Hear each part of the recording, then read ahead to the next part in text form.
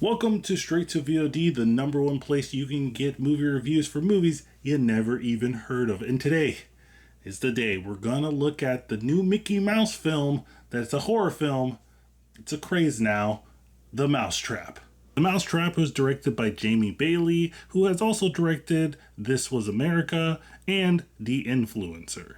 So ever since there was that reimagining film of Winnie the Pooh that came out in 2023, there has been this sudden surge of taking intellectual properties that is in public domain and making them into horror films. I mean, there is a ton of them. I recently saw that there's a whole bunch of horror films based off of children's story rhymes like The Three Blind Mice and The Three Little Pigs. They're out there. And now we live in a universe where the Poohverse is a thing.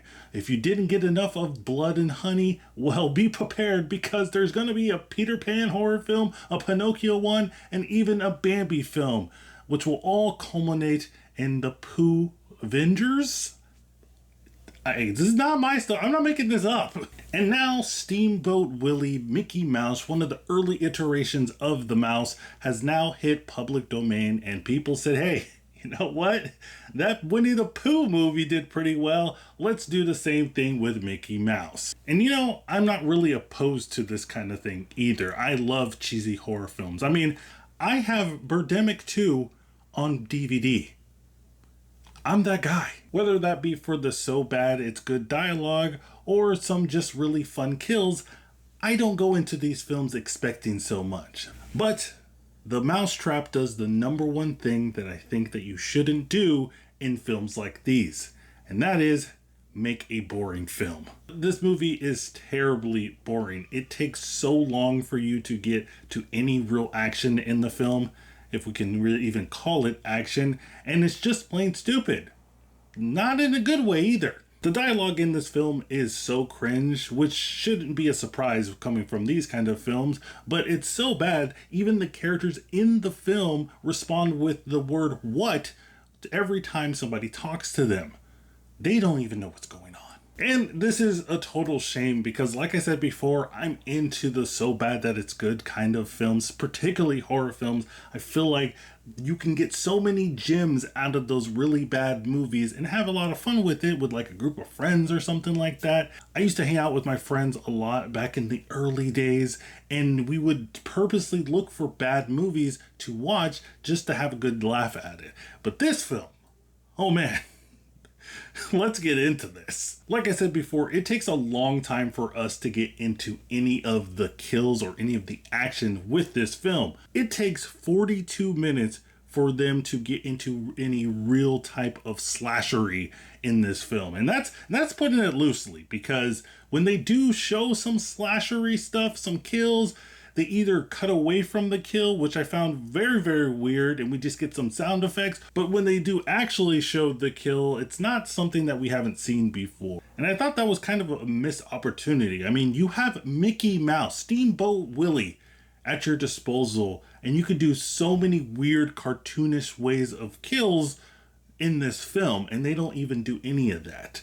Which I understand that this movie is a low budget film and all, but come on. You got Mickey Mouse. The other problem with this film is that the story is just so damn confusing. And like I said before, I don't come into these films for the plot, but dang, you gotta make at least some kind of sense where I know the motivation of the killer or not, or at least make it so that the film gives me some hints and some ideas of what the motivation for the killer is.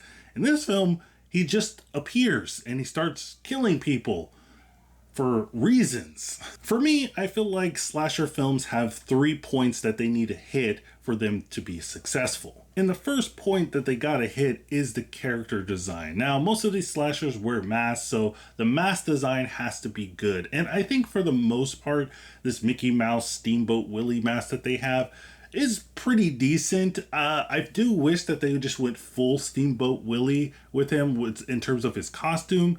But instead they got him in a hockey jersey. Again, they don't explain it. I don't know why. And the second point that I think that you need to hit in these type of films is making the slasher believable. And in this film, It's not believable at all. I mean, you have to have a presence with your characters, with these slashers. Just think back of some of the iconic slashers of our time, like Freddy and Jason and Michael Myers, and the list goes on. They have a presence about them.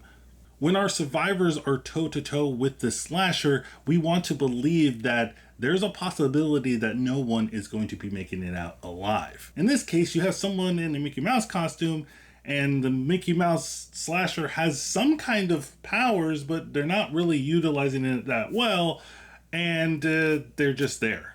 And the third and final point that I think you need to have in these type of slasher films in order for them to be successful is a good backstory. Because most of the time, these slashers are like wearing masks and they don't really talk that much. So we need a backstory to do most of the heavy lifting in terms of storytelling. And here, I don't know what the heck is happening. Like I said before, if you know what's going on in terms of the backstory of this Mickey Mouse mask demon thing, let me know in the comments down below, because I'm really interested to know what you guys think the backstory is.